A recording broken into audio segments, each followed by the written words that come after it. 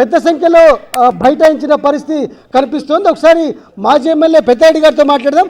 ప్రధానంగా పెద్దారెడ్డి గారు ఏ విధంగా చూస్తారు మీరు? ఎందుకంటే హైకోర్టు క్లియర్ కట్ డైరెక్షన్ ఇచ్చింది, మీరు ప్రతి ప్రోగ్రాం చేసినప్పటికీ మిమ్మల్ని అడ్డుకుంటున్నారు, టీడీపీ నేతలు అదే రోజున ఇంకో కార్యక్రమం పెట్టుకుంటున్నారు. సో ఈ మొత్తం పరిణామాలను ఏ విధంగా చూస్తారు? ఎందుకంటే 4 రోజుల కిందటే మీరు ఎస్పీని కూడా పర్మిషన్ అడిగారు కదా, ఈ పరిణామాలు ఏ విధంగా చూస్తారు? ఇది కొత్త ఏం కాదు. ఈ ప్రభుత్వం వచ్చిన తర్వాత ప్రతిసారి ఇదే జరుగుతుంది. అంటే ప్రొద్దున్నే రావడము, నీకు పర్మిషన్ లేడని చెప్పడం, పర్మిషన్ క్యాన్సిల్ చేయడం, లేకపోతే చుట్టుముట్టడం, అవసరం చేయడము, లేకపోతే తీసుకొచ్చి స్టేషన్లలో కూర్చోపెట్టడం, ఏదో పద్ధతిలో జరుగుతుంటుంది. ఈ విధంగా నాకు ఈరోజు తెల్లారుజామునే వచ్చారు, నీకు పర్మిషన్ లేదు అని చెప్పారు. నేను 9వ తారీఖు పర్మిషన్ పెట్టినా. 9వ తారీఖున నేను మెయిల్ ద్వారా ఎస్పీ గారికి పర్మిషన్ పెట్టడం జరిగింది. కనీసం దీనిపైన రిప్లై లేదు. దీనిపైన కాదు, ఒక 10 పెట్టింట పర్మిషన్లు. కానీ ఎక్కడన్నా కానీ ఏదన్నా దాడులు చేసినా, ఇంకోటి చేసినా దానిపైన మీ వాళ్ళు ఈ విధంగా చేసినారు అని చెప్పి, అంటే లోకల్లో టీడీపీ వాళ్ళు ఈ విధంగా చేసినారు, మీ సిఐ గారు అందు పట్టించుకోవడం లేదని చెప్పడం జరుగుతుంది. ఎప్పుడు ఏమి చెప్పినా దానిపైన సరైన రెస్పాన్స్ కూడా లేదు. నాకు తిరిగి నా దగ్గరగా అయితే ఒక 10-15 ఉంటాయి ఎస్పీ గారికి పెట్టిండేటి, ఏ దానికి రెస్పాన్స్ కూడా లే. ఒకవేళ వాట్సాప్ పెడితే ఓకే అని పెడతాడు. అది జరుగుతుందా జరగలేదా ఏముందనే తెలియదు. అక్కడ పోలీస్ అధికారులు కూడా ఈ జిల్లా అధికారుల మీద ఆధారపడి లేరు. టోటల్గా ఉండేది ప్రవాగడి మీద ఆధారపడి ఉండేది. ఎస్పీ గారు ఆజ్ఞాపించిన లోకల్లో ఉండేటువంటి అధికారులు పని చేయడం లేదు. అది ఎస్పీ గారికి కూడా తెలుసు.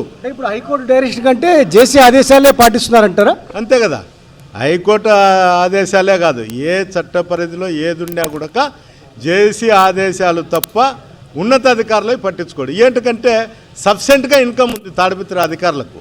వాళ్ళని సస్పెండ్ చేసినా, విఆర్కు పోయినా ఒక్కొక్క స్టేషన్ ఆఫీసర్కు 70 లక్షల నుండి 80 లక్షలు ఉంది. డివిజన్లో 2,30,00,000 ఉంది.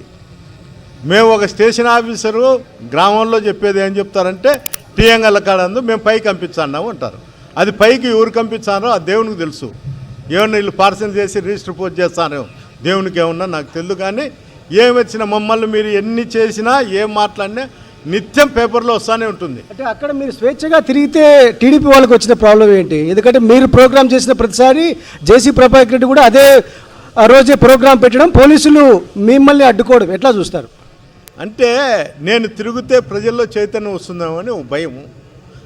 నేను తిరిగినప్పుడు టీడీపీ వాళ్ళు చేసిన దాడులో లేకపోతే ఇంకోటో కామన్ పబ్లిక్ మాకు చెప్పేదానికి ప్రయత్నం చేస్తారు. అవి రాకూడదు. అవి నా దృష్టికి వచ్చే నేను అధికారులకు మెసేజ్ పెట్టడమో, లేకపోతే లెటర్ రూపకంగా పెట్టడమో, ఏదో రూపకంగా జరుగుతూనే ఉంటుంది. నేనైతే నా దగ్గరకు వచ్చిన ప్రతి ఒక్కరికి కూడా ఏదో రూపకంగా నేను చేరవేస్తాంట అధికారులకు.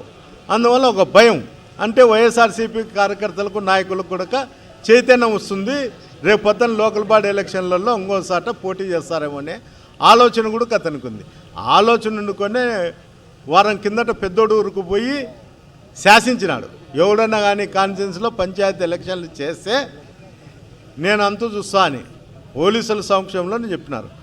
కానీ మేము ఏ చిన్న కార్యక్రమం చేసినా, ఏం చేసినా మా మీద కేసులు ఉంటాయి, అతని మీద కేసులు ఉండవు. మేము మాట్లాడేది అదే భాషే. ఎప్పుడన్నా మాట్లాడితే అతను మాట్లాడేది రెండింతలు. పోలీస్ అధికారులను ఎవరినైనా సరే తాడిపత్రిలో అన్న అని సంబోధించాడు, సార్ అని సంబోధించాడు. ఆ భాష నాకు కూడా తెలియదు. కానీ అక్క, అమ్మ, నాయన అని చెప్తాడు. అంటే బాగుండారా అని కాదు, ఆ భాషతో సంబోధిస్తాడు.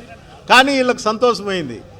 ఏంటికంటే నెల 2,30,00,000 ఆ జ్యూడి సెక్షన్లో తింటారంటే ఎన్ని తిట్టే పడతాడు. ఏం దాని తగులుతుంది అదేమన్నా వచ్చి. ఎట్లా ఫైట్ చేద్దాం అనుకుంటారు భవిష్యత్తులో మీరు? నేను చట్ట పరిధిలో ఏది ఉంటే దాన్ని